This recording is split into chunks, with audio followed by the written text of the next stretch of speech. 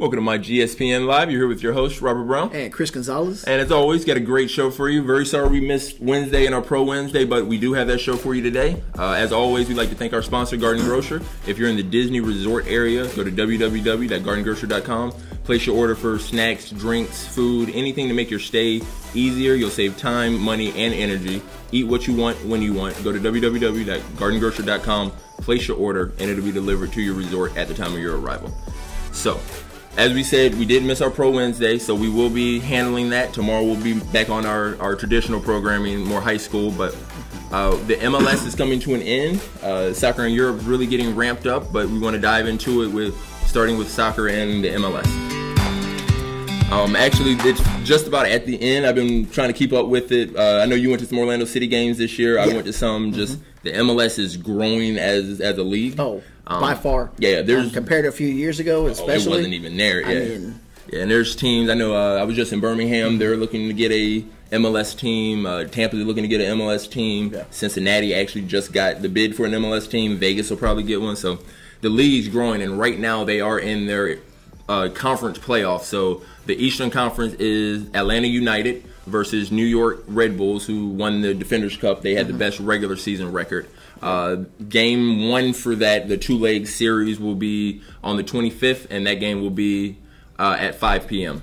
And we also have on the 25th, Portland taking on Sporting Kansas City at 7:30. So that's going to be probably a doubleheader back-to-back for those two games there. And then still with that, Atlanta United won both their games in their legs. They had a 4-1 aggregate. They closed out against New York City FC very easily. Yeah. The Red Bulls, they had a little bit more of a struggle. They lost the first leg to Columbus, 1-0, but they did come back strong at 3-1 in the second leg, giving them the 3-2 aggregate to advance.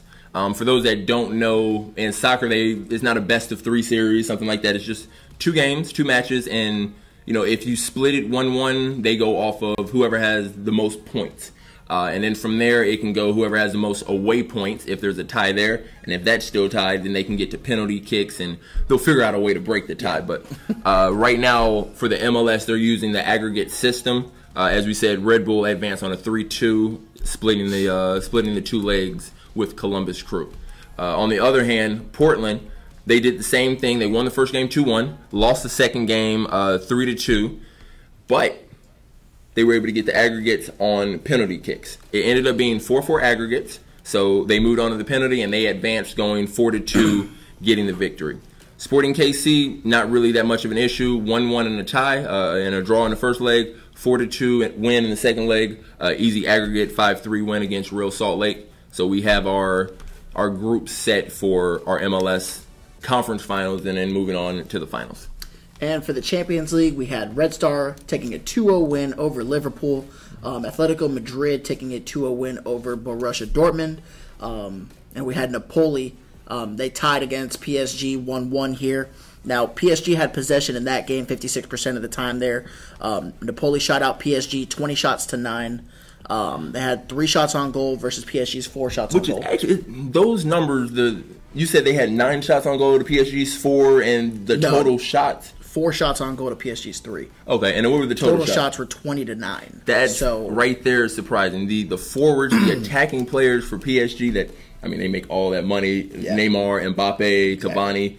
For them to have so many more attempts like that, to me, that's shocking. And this is the second game that they've ended up ending with a draw with Napoli. So yeah, so PSG actually took the lead early. Well, not early. In the 47th minute, Juan Bernat scored for PSG, and then Insigne came back for Napoli in the equalizer in the 62nd minute to go ahead and tie that game up 1-1 in regular time. We had Inter Milan versus FC Barcelona. I actually didn't get to see this game. I was a little upset. I do believe Messi's back, so a 1-1 draw. Definitely thought they would win, but an important game for me, Juventus versus Manchester United. Obviously, Cristiano Ronaldo is the biggest player in the world, but then him being able to face his former Premier League club in Manchester United. Ronaldo scores in the 65th minute, but they do end up losing 2-1. They had an own goal, which really kind of cost them this win. But Juventus has been playing absolutely fantastic. In the past, 15 games, they're 13 wins, 1 draw, 1 loss. They set their record for most wins to start a season. It's the Ronaldo effect. Yeah, you see Real Madrid struggling and Juventus doing well. Exactly there. Man City taking over 6-0 over Shakhtar. Plzen losing 5-0 to Real Madrid. For Real Madrid, they again 5-0. Madrid led 4-0 at halftime. Karim Benzema with 2 goals. From the other scorers that scored for them were Casemiro, Gareth Bale, and Toni Kroos. We're going to go ahead and take a quick commercial break, and we'll be back with you guys with some NFL news.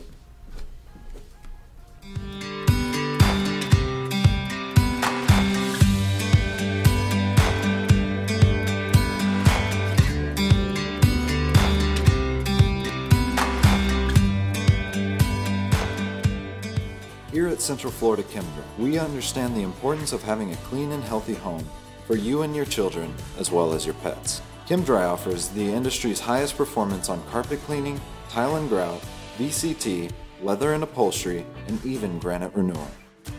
With over 30 green certified products, Chemdry's services are designed to surpass the competition by removing 98% of allergens from carpet and upholstery and 89% of airborne bacteria, improving indoor air quality, leaving your home drier, cleaner, healthier.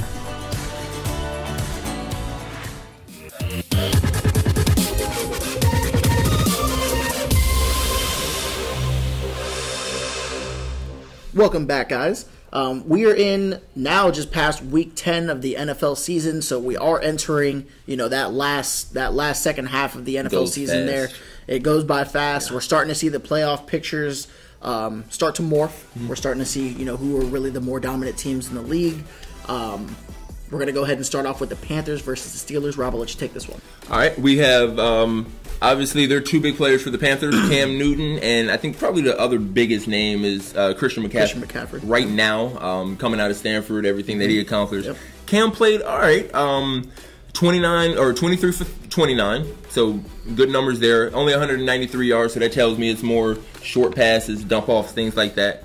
2 touchdowns and an interception. McCaffrey, 14 carries, 77 yards and a touchdown. Also gives you 5 receptions for 61 yards and a touchdown. Big Ben, though, he turned the clock all the way back. It was a vintage Ben Roethlisberger performance. 22 for 25, 328 yards, 5 touchdowns to 5 separate receivers. That's love for absolutely everybody. I mean, when you're just kind of throwing at will and you have receivers that are bringing everything down for you on any given night. Yeah, and the crazy thing is they're not at 100%. And they're still blowing people out. They get a 52-21 victory. Le'Veon Bell is gone for the year now. Le'Veon Bell's gone for the year. He declined to come back. Missed the dedeadline, so he's They had Martavis Bryant a few years ago that was with this wide receiver core with Juju Smith and Antonio Brown. Mm-hmm. You throw Martavis Bryant in there? Yeah. And I was able to go to high school with him for a year in Virginia, and the things he was doing when we would just play pickup in the basketball, 360 between the legs and his socks, like... I got a 50-inch vert just because I woke up that morning. Just a super freakish athlete. Look, just We've got James Conner filling in, 13 carries, 65 yards and a touchdown. As I said, Antonio Brown caught a touchdown, 96 yards. Juju Smith-Schuster, Vince McDonald, Jalen Samuels, and Jesse James each caught a touchdown to be the 5 receivers for Ben. Lions taking on the Bears in a big NFC North matchup. Bears taking out the win. 34-22. This is personal for him. This is so. Yes, I am a big Bears fan. We're gonna go ahead and talk about the story of the night. Mitch Trubisky, in arguably one of his best games of the season so far, aside of his 6 touchdown game that he did have a couple weeks ago.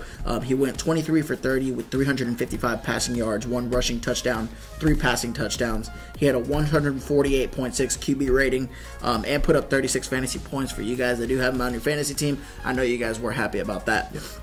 Allen Robinson for the Bears had 6 catches for 133 receiving yards and 2 touchdowns. Anthony Miller, 5 catches, 122 yards, and 1 touchdown for the Bears there. The Chargers also took on the Raiders. Yeah. Chargers did bump up to 7-2 after beating Oakland. Oakland really not having the season that they were looking for after bringing John Gruden on board. For $100 million, though. You spend that type of money, I want results. right now. Yeah, and they're not getting the results anywhere near and they're about what to get the boot out of Oakland and go on to Vegas. Yeah. I don't see it turning around anytime soon. Not at all. So they did take a big gamble with that not working out in their favor at all. The Chargers are bumped up to now second in the AFC West, only behind Kansas City. So the Chargers are looking good. I mean, power rankings came out. They're at top of them right now. So, yeah. But we had the most important game of the night is next. The Bills took on the Jets. We got a 41-10 victory for the Bills. Matt Barkley stepped up as their quarterback. Yeah. Clearly, they're having issues at that position. Fifth quarterback that they're trying to play with this year? Logan Thomas played a little quarterback. And he was the quarterback at Virginia Tech when I was there for my 2 years. He's currently a tight end for the Bills, barely playing, but he goes 1 for 1, 15 yards. Barkley, 15 for 25, 232 yards and a touchdown. LaShawn McCoy, 2 touchdowns on the ground, 113 yards rushing. For the Jets, Sam McDonald is hurt, injured his foot. Hopefully it's not a break. They're saying he could be out until December or late December, which would be it would be an issue for the Jets. This is a year for him to develop and learn. Yeah. And hopefully next year they're better, so they would lose that portion. Josh McCown comes in, 17 for 34, 135 yards, no touchdowns, 2 interceptions, and a really bad performance for the Jets. Yeah, Bills are been kind of hit and miss this year. I mean, they've had those games to where you really got to be careful against them. Yeah. You know, they blew out Minnesota earlier this year. Nobody was expecting that. But then they get spanked by the Pats, and it's just at home. They got to figure something out. Yeah. Especially at the quarterback position. Moving on to the Cowboys and Eagles. Cowboys were able to pick up the win, 27-20, over their big-time rival in Philadelphia. Dak Prescott went 26 for 36, 270 passing yards, 1 passing touchdown, 1 rushing touchdown. On the opposite end, Carson Wentz had 1 H of a night, 32 for 44 with 360 yards, 2 touchdowns, 1 interception. And Ezekiel Elliott was really the story of the night. I feel like he really was that X factor that got them to win in that game. 19 rushes for 151 rushing yards, 1 touchdown, 1 receiving touchdown as well. So again, Cowboys move up. To me, Ezekiel is more of the consistent guy for them. Oh, for sure. I worry more about what Dak am I going to get? Is he going to show up and I'm going to get a really good performance? Is he going to play timid and not really know where to go with the ball? This is the night. If Dak plays well at all and Ezekiel is doing what he does, they can win. Oh, for sure. Amari Cooper now on the outside. They've got pieces. They do have Amari Cooper now. He caught, I want to say he was targeted 10 times. I mean, he was Dak's #1 target. Yeah. He's got as a new player on there. I mean, you got him, utilize him. He had about 70 or 80 receiving yards. So he didn't have a terrible game. No touchdowns, but he did what he was brought there to do. Gotcha. Maybe the biggest upset of the night is the Patriots falling to the Titans. I'm a huge Mariota fan, but Brady is the GOAT. He didn't have a GOAT performance. 21 for 41, 254 yards, 0 touchdowns, 0 interceptions. Not a typical Tom Brady night. Not something you'll see again. And the Patriots actually plummeled in the power rankings after that game. Yeah. I mean, I think they're ranked 6 now. I mean, it was 34-10 to the Titans. That's a very tough loss there. Mariota, 16-24, 228 yards, 2 touchdowns. Derrick Henry, 58 yards on the ground, and another 2 touchdowns as well. Some other games, the Falcons continue to lose. The Browns beat them. Wow. And pretty handily, too. 16-28 victory for the Browns. Saints, as you said, are now your Super Bowl favorite. They are now my Super Bowl favorites. I'm putting it down. Go ahead and mark it down in your calendars that the Saints are going to be your 2018-2019 Super Bowl champions this year.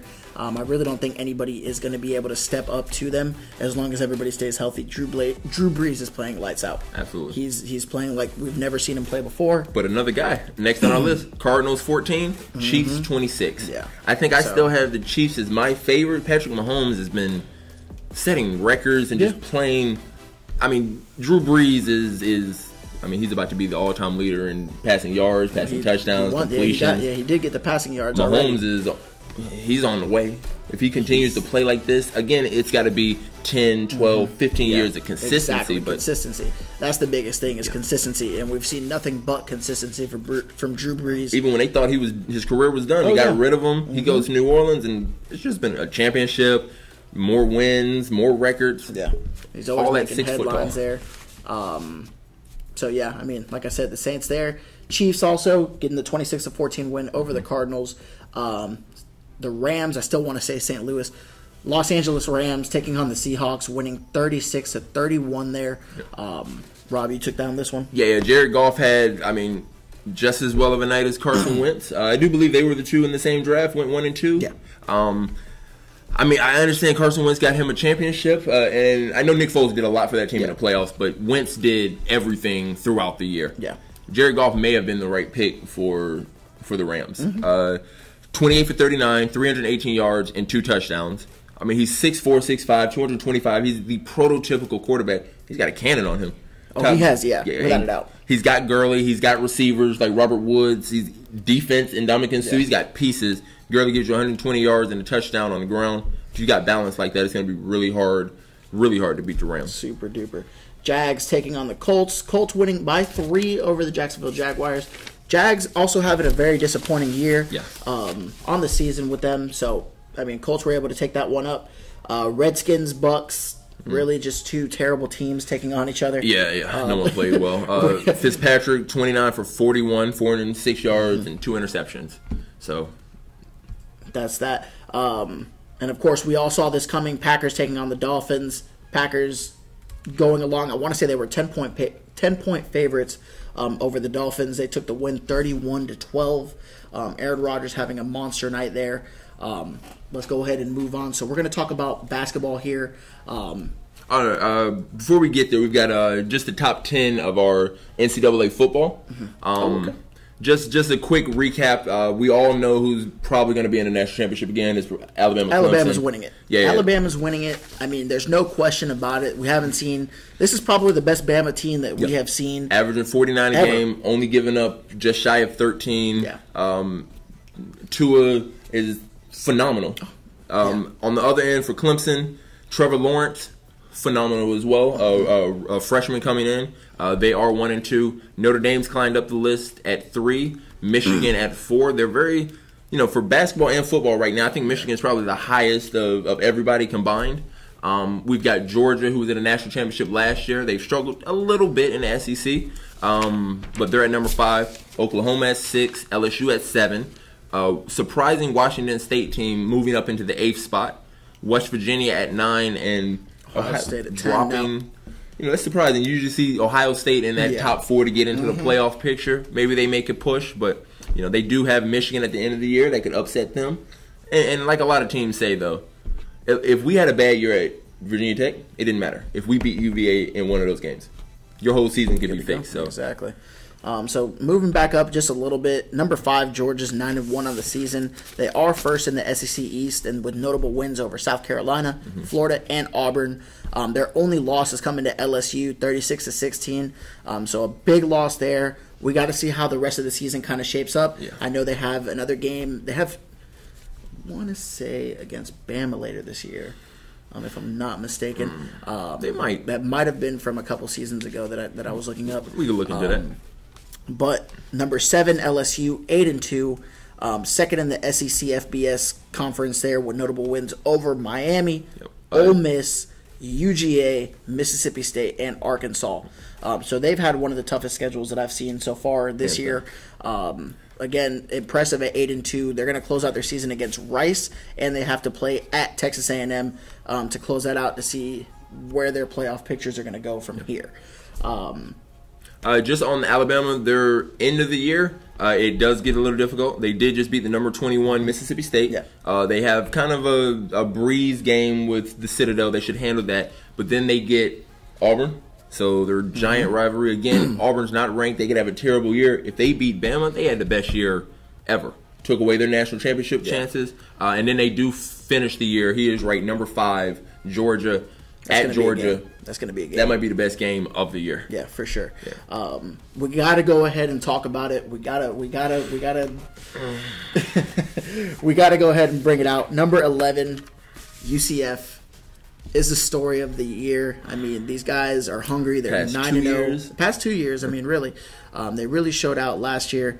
especially after losing Coach Frost. What did they, 13-0, ended up 14-0 last year? Yeah, with a bowl game win over Auburn. And then another 9 right now, so they're 20-something game winning streak. Yeah. Like, they should be a little bit higher. I could see them being in the top 10. I can see them being in the top 10. Again, strength of schedule. If they win against Cincinnati on Saturday in prime time, college game day is going out there on Saturday. I will be there to kind of go along with all the madness. They are facing number 24, Cincinnati. Toughest step of the year.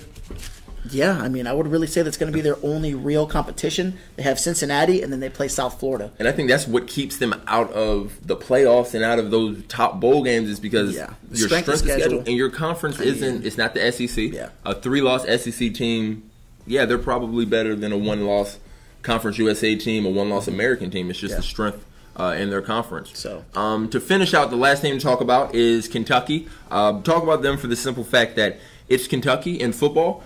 I've never personally in my entire life seen Kentucky ranked on the football field, but they are at number 17. They've beat, they got some good wins against Florida, but they did lose to Texas A&M, Georgia, Tennessee. So, some bad losses there. But again, a 3-loss SEC team can still be ranked just because of that strength of schedule. Yeah. We'd like to take a quick break just for a second. It'll be our last break, and then we'll come back and finish up the show for you.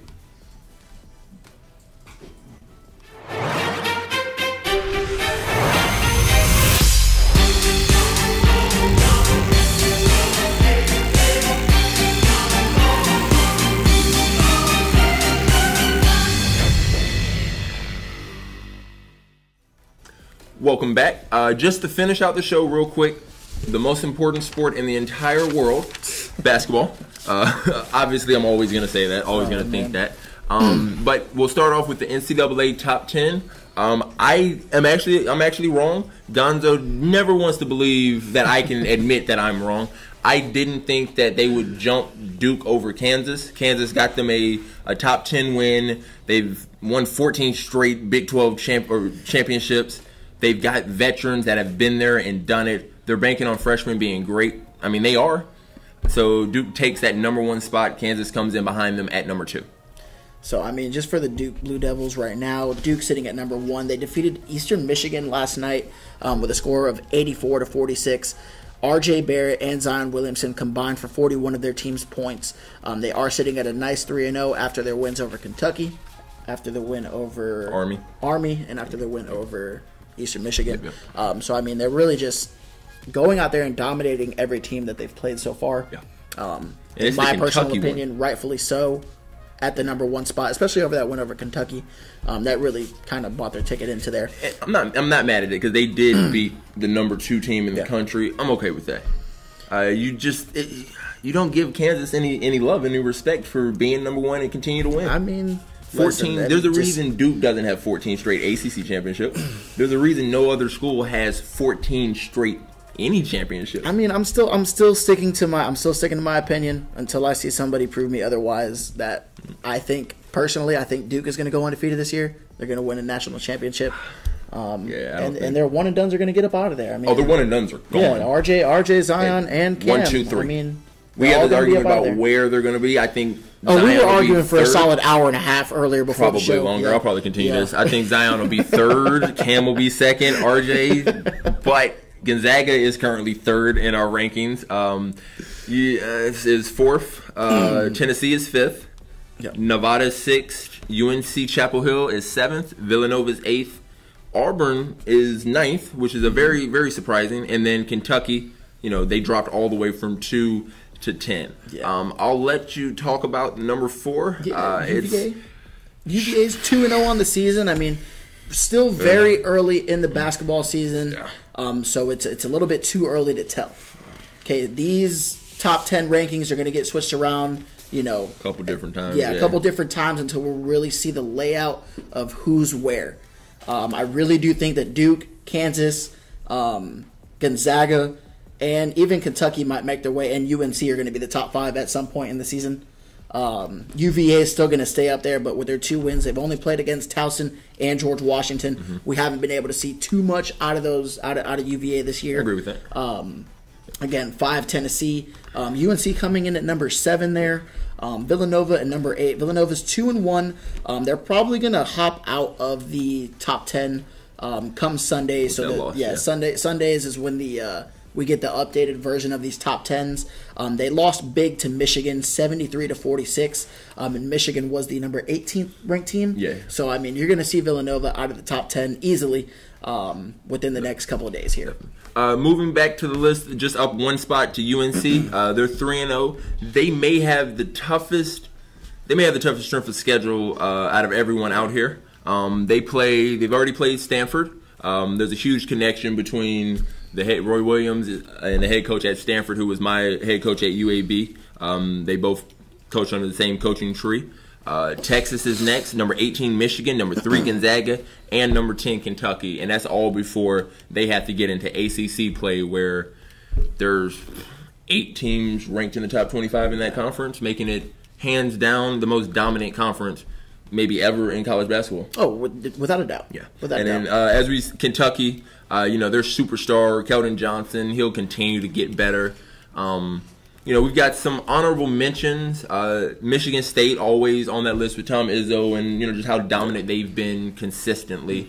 Then we've got teams like FSU. I'm not a FSU fan, so... Listen. Yeah. FSU, they're always so big. It's one of those teams, I mean, their football team's not doing anywhere near as well as their basketball team this year. I want to say they were ranked out of 128. They were ranked like 117th. Yeah, that's surprising for Florida State. For football. But I'll actually be able to, on Thanksgiving Day, it's a 9 o'clock game, but I'll be able to go and watch FSU take on my former school, UAB. Hopefully UAB gets that victory. Again, I don't like FSU at all, so please get that victory. Staying in the ACC, Syracuse at number 15, another ranked team. At number 16, another ranked ACC school, and my team, Virginia Tech.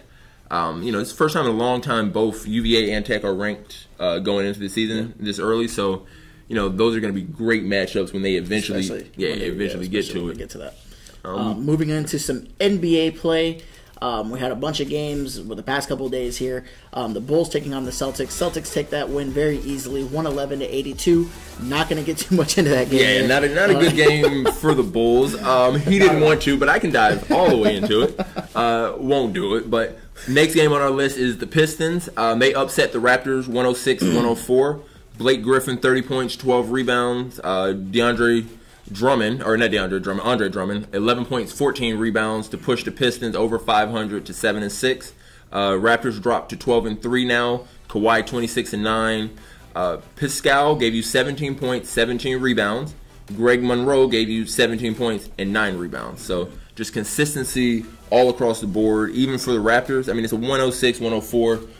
A play here or there. Toronto gets the win. A good game. A great NBA game. Yeah. Minnesota took on New Orleans. Minnesota's first game without Jimmy Butler. New look Minnesota.